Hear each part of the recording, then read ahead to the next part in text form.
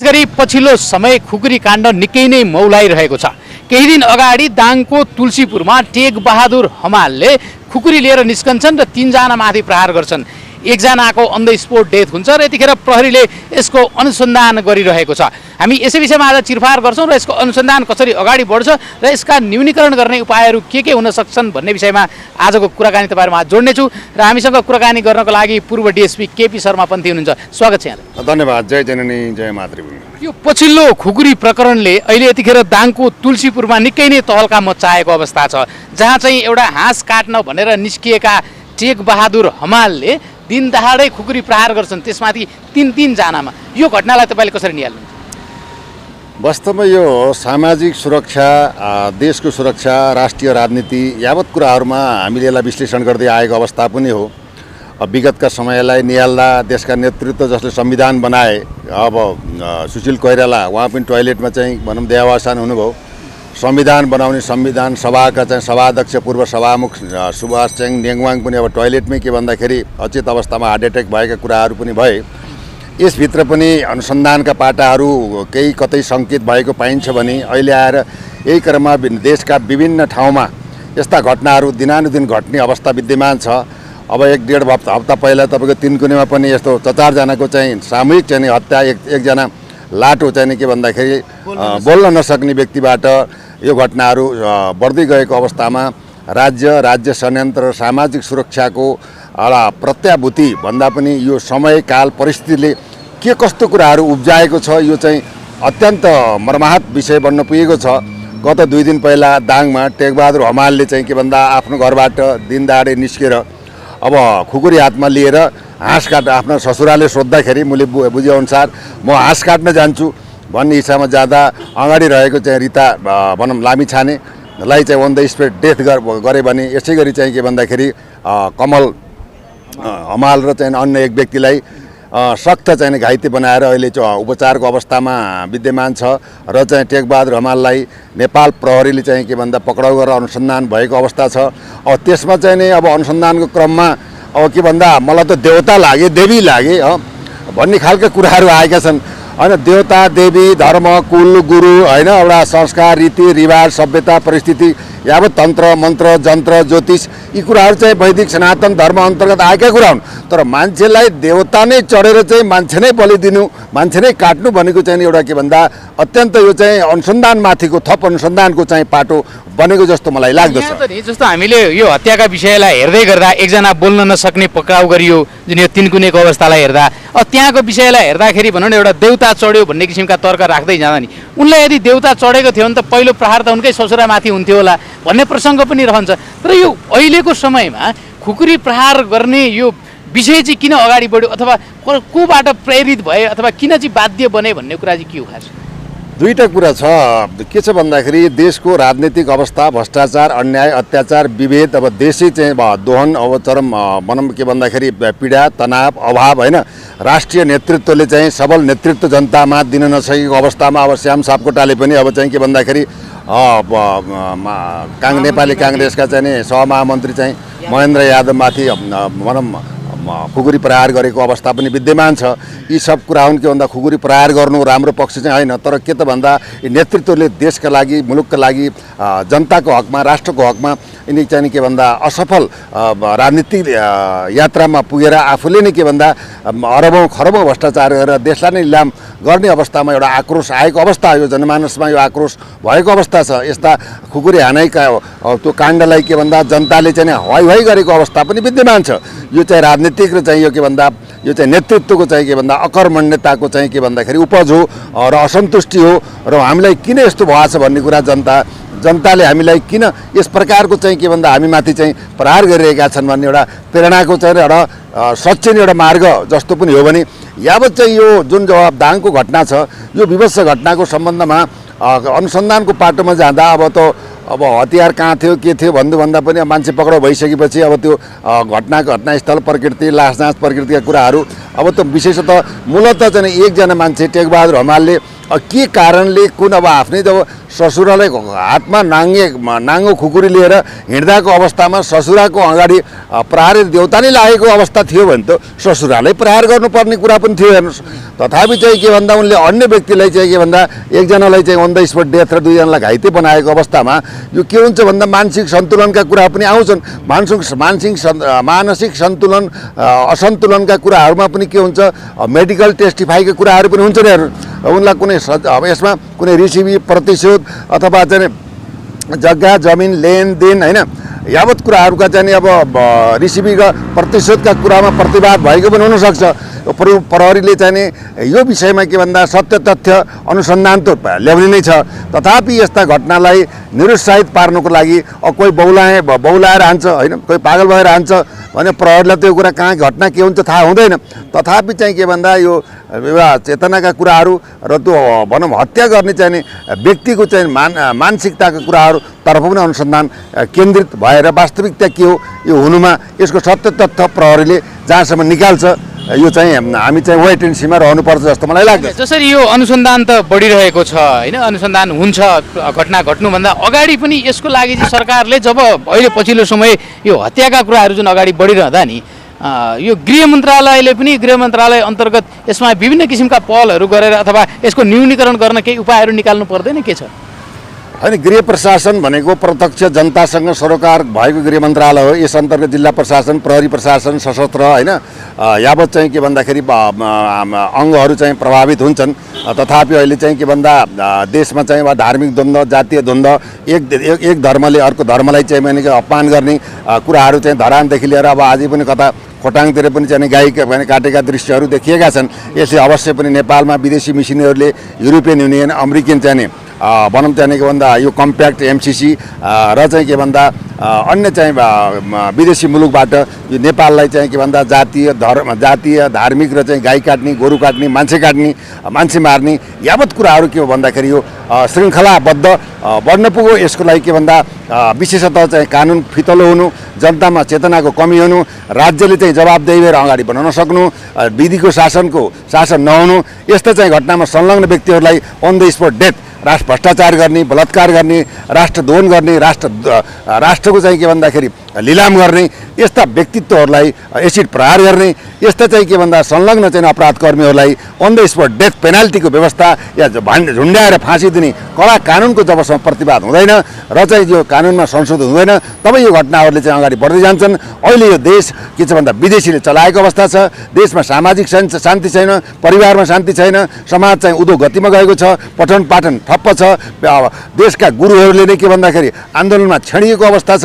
अब तपाईँ ठुल्ठुला काण्डमा चाहिँ पूर्व प्रधानमन्त्रीहरूलाई उन्मुक्ति दिएको अवस्था छ।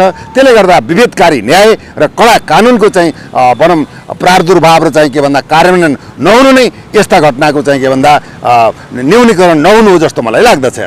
यसरी हेर्दै गर्दा नि हुन त प्रहरीले अपराधीलाई पक्रिसकेको अवस्था छ होइन, जसले चाहिँ तीनजनामाथि खुकुरी प्रहार गरे, तर उनलाई एउटा हिरासतमा राखेर अथवा जेलमा राखेर मात्रै न्याय मिल्छ त्यो परिवारलाई अथवा त्यो परिवारका लागि केही न्यायको लागि कसैले पहल गर्नुपर्छ अथवा के हुन्छ खास? हाम्रो भनाइ के हो भने घरको कुनै पनि चाहिँ व्यक्ति एउटा चाहिँ काम गर्ने गार्जेन वा कुनै व्यक्तिलाई यसरी चाहिँ हत्या गरियो भने त्यो अपराधीलाई एउटा आजीवन कारावास राखेर उसलाई चाहिँ के भन्दा एउटा आत्मसमीक्षा एउटा भनौँ न उसलाई चाहिँ के भन्दाखेरि आफूले गरेको चाहिँ के भन्दा कर्मको चाहिँ के प्रायश्चित्त गर्ने एउटा चाहिँ सुधार गृहको रूपमा स्थापना भएका जेलहरूमा राख्नु र त्यो जेलमा पनि अहिले तपाईँको चाहिँ अब 40-50 हजार भनौँ लाखौँको सङ्ख्यामा चाहिँ कैदीहरू छन्, तिनलाई पालेर राख्नुभन्दा उनलाई विकास निर्माण होइन तपाईँको त्यो बाटोघाटो कल कारखाना खोल्दा विकास निर्माणमा ती कैदीहरूलाई भनौँ अग्रसर बढाउनु पर्ने, वृत्ति विकास गर्नुपर्ने एउटा पाटो छ भने जो पीडित छ त्यो पीडित परिवारलाई राज्यले स्वयं के भन्दाखेरि उसको चाहिँ आश्रित परिवारलाई शिक्षा, दीक्षा, घाँस बाँस कपास र वृत्ति विकासको लागि के भन्दा राज्य कोषबाट बजेट छुट्याएर त्यो भनौँ त्यो पीडित परिवारलाई, त्यो आश्रित परिवारलाई दिनुपर्ने राज्यको दायित्व, राज्यको शिक्षा, स्वास्थ्य, अब तपाईँ घाँस बाँस कपास सुरक्षा ग्यारेन्टी यावत कुरा चाहिँ राज्यले व्यवस्था गर्नुपर्ने हुनाले नेपालमा यो खालको चाहिँ के भन्दा अब 20 वर्ष 25 वर्ष आजीवन कारावास भनौँ जन्म कैदको फसेला सुनाएर पुग्दैन। उसले चाहिँ गरेको प्रायश्चित्तको चाहिँ कानुनी रूपमा दण्डित हुनैपर्छ। तर दण्डित भए तापनि पीडित आश्रित परिवारले शिक्षा स्वास्थ्य र चाहिँ उसले बाँच्ने अधिकार चाहिँ सरकारले ग्यारेन्टी गर्नुपर्छ। हेर्नुहोस्, अब त्यो भनिरहँदा नि यहाँ त सजिलो, आज खुकुरी हान्यो, मान्छे मार्यो, हिरासतमा पुग्यो, फेरि सरकारले आम माफी दिने पनि चलन छ भनिसकेपछि यसरी हिरासतमा लगेर कारबाही गर्नु मात्रै त यो समाधानको पाटो त होइन होला नि। यो पाटो होइन, अब समाधान गर्न विश्वकै अब के भन्दा राष्ट्रिय अन्तर्राष्ट्रिय ल तथा ऐन कानुनले चाहिँ के भन्दा यस्ता अपराधमा जघन्य अपराध हत्या हिंसामा संलग्न भएकालाई कारागार होइन अब चाहिँ सजाय धरोटी यावत कुराहरू चाहिँ हुन्छ। तथापि चाहिँ के भन्दा यसले मात्र पुग्दैन। जो पीडा जुन एउटा चाहिँ परिवारमा चाहिँ पीडा बोध भएको हुन्छ उसको चाहिँ मान्छे भनौँ हत्या भइसकेकोलाई राहतको व्यवस्था पनि छैन। तर अहिले आएर चाहिँ के भन्दा नेपालको चाहिँ यो गणतान्त्रिक संविधानले एकदम के भन्दा छरपष्ट फितलो कानुनको चाहिँ परिभाषा गर्यो। अब जेलमा रहेका जघन्य अपराधमा चाहिँ संलग्न भएका होइन यस्ता व्यक्तिहरूलाई के भन्दाखेरि एउटा सर्वोच्च अदालतबाट र जिल्ला अदालतबाट पनि फसेला भएका आजीवन कारावासको सजाय भोग्ने चाहिँ निर्णय भएका व्यक्तिहरूलाई के भन्दा अहिले चाहिँ के भन्दाखेरि तपाईँको राष्ट्रपतिबाट चाहिँ नि आम माफी अहिले गत समयमा 660 समथिङ मैले सुनेको थिएँ राष्ट्रपतिबाट आम माफी भएको अवस्था पनि विद्यमान रह्यो। ओ आम माफीको अवस्था के भन्दा उमेर पुगेको वृद्ध भएको जेल सजाय कमसेकम 75% काटेको र चाहिँ त्यो जेल गृहमा गएर सुधारात्मक परिस्थिति देखिएको त्यो रिपोर्टको आधारमा छानबिन अनुसन्धान प्रक्रिया प्रणालीलाई मिलाएर गर्ने चलन अन्य ठाउँमा पनि रहन्छ। तर नेपालमा त के भन्दा आज एउटा खुकुरीले चाहिँ कसैलाई मान्छेले खोडाले हानेर मार्यो, अब भोलि चाहिँ के भन्दाखेरि ऊ चाहिँ जेलमा गयो, अब चाहिँ अर्को महिनापछि प्रजातन्त्र दिवस राष्ट्रपतिको चाहिँ भनौँ ऊबाट चाहिँ के भन्दा आम माफी दिने प्रचलन भयो। यसले गर्दाखेरि कानुनको त कुनै अर्थ नै रहेन। ठुलालाई कानुन भयो, ठुलालाई चाहिँ सानालाई चाहिँ ऐनको चाहिँ परिभाषा प्रभावित भयो। त्यसले गर्दाखेरि यस्ता चाहिँ गलत प्रक्रिया जुन राज्यले चाहिँ अगाडि रहेको छ यो पनि समाज राष्ट्र शान्ति सुरक्षा अमन चयन र चाहिँ के भन्दा दिगो विकास र शान्तिको लागि बाधक भएको अहिलेको चाहिँ सामूहिक र चाहिँ स्थलगत व्यक्तित्वहरूबाट पनि यो उजागर भएको अवस्थामा सरकारले चाहिँ यसरी मनपरी तरिकाले आम माफीको नाममा आफ्ना मान्छेलाई छोडेर जघन्य अपराधमा संलग्न भएका व्यक्तिहरूलाई उन्मुक्ति दिनु भनेको कानुनको धज्जी उडाउनु हो जस्तो मलाई लाग्दछ। यसरी सरसर्ती हेर्दाखेरि जसरी महामन्त्री यादवमाथि जुन किसिमको श्याम सापकोटाले खुकुरी प्रहार गर्दा धेरै जनताहरूले वाइवाई दिइरहेका थिए, नेताहरूलाई यस्तै गर्नुपर्छ भन्ने किसिमको तर्क राखिरहँदा कतिपय नेताहरू अब बाहिर निस्कँदा खुकुरी खाइसके भनेर डराइरहेका थिए। तर यतिखेर त सर्वसाधारणले पनि खुकुरी खान्छन् कि भनेर डराउनु पर्ने अवस्था आयो होइन देशमा। होइन दोहोरो परिस्थिति भयो, राज्यका चाहिँ संयन्त्रहरू फेलियर भए, राज्यको चाहिँ के भन्दा प्रणाली अङ्ग प्रणाली प्रविधि प्रकृति र चाहिँ के भन्दाखेरि अब सिस्टम नै फेलियर भएको अवस्था छ। त त्यसले गर्दाखेरि जनतामा चाहिँ नेतृत्वप्रति सरकारप्रति देशको चाहिँ के भन्दा विभिन्न कार्यपालिका न्यायपालिका व्यवस्थापिका अथवा अदालत प्रशासन यावत कुराहरूमा जनताको चाहिँ के भन्दा विश्वास हटेको अवस्था छ र राज्य दिनानुदिन आर्थिक रूपमा सामाजिक रूपमा शैक्षिक रूपमा फेलियर भएको अवस्था छ।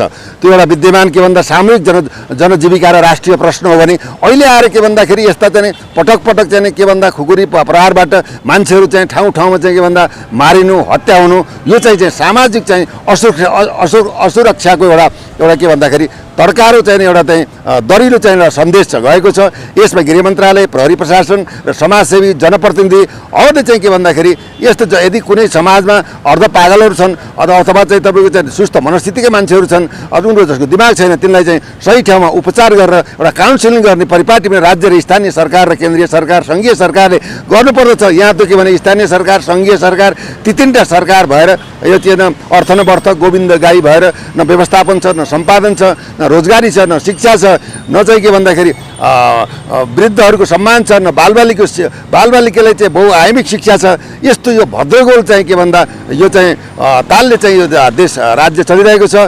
यसको चाहिँ यो राज्य प्रणाली नै अब यो प्रकारले व्यवस्थित र सुरक्षित हुन सकेन भने टिकाउ नहुने परिस्थिति पनि देखिएको छ। अब हिजोकै तपाईँको भक्तपुरको घटनामा राजाको एउटा सम्मान र देशमा चाहिँ के भन्दा अब यो राज संस्था अपरिहार्य छ, राजालाई गद्दी चाहिएको होइन, देशलाई बचाउनलाई मुलुकलाई बचाउनको लागि राज संस्थाको चाहिँ के भन्दा अभिभावकको रूपमा रहनुपर्छ भन्ने मान्यतामा आज पद्मरत्न तुलाधर दमननाथ ढुङ्गाना अब चाहिँ नारायणमान बिजुछे चन्द्र भण्डारी लगायतका चाहिँ सूचित के अरे तपाईँको शेखर कोइराला पार्टीका चाहिँ मान्छेहरूले समेत महसुस गरेको हुनाले यो चाहिँ यी सबै कुराको दिगो विकास शान्ति सुरक्षा अमन चयन समृद्ध राष्ट्र र शिक्षित राष्ट्र एउटा के भन्दा कृषि जन्य उमा चाहिँ आत्मभर्तामुखी राष्ट्र निर्माण गर्नको लागि विदेशी ऋणबाट मुक्त हुनको लागि चौतर्फी घेरामा परेको विदेशीको चङ्गुलबाट यो देशलाई मुक्त गर्नको लागि तपाईँ र हाम्रा भावी सन्ततिको भाग्य र भविष्य सुनिश्चित गर्नको लागि अब चाहिँ के छ भन्दाखेरि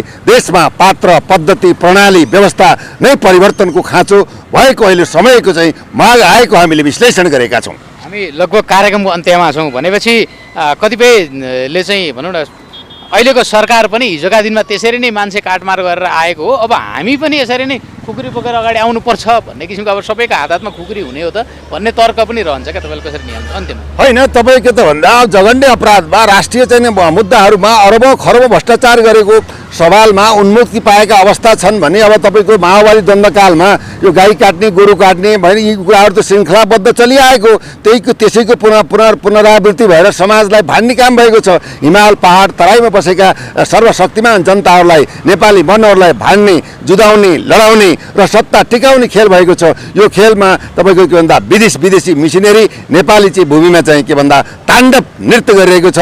यसलाई अब चाहिँ के भन्दाखेरि सही गन्तव्यमा पुर्याउनको लागि सामाजिक सुरक्षाको लागि र चाहिँ देशमा अमन चयन शान्ति सुरक्षा र सही अपराध अनुसन्धानलाई तटस्थ भरपर्दो दरिलो बनाउनको लागि अब चाहिँ के छ भन्दा नेपाली सेना पनि ब्यारेकमा चुप लागेर बस्ने होइन। अब देशलाई जोगाउन सम्पूर्ण जननागरिक र तपाईँको चाहिँ नेपाली सेना राष्ट्रभक्त व्यक्तित्वहरू सबै चाहिँ के तह र तबकाका मानिसहरूले राष्ट्र निर्माण र राष्ट्रिय सुरक्षामा नलागेसम्म यस्ता घटना यस्ता परिदृश्यहरूको अन्त्य कदापि हुन सक्दैन। यो ध्रुव सत्य पनि हो, अहिलेको समयगत विश्लेषण पनि हो।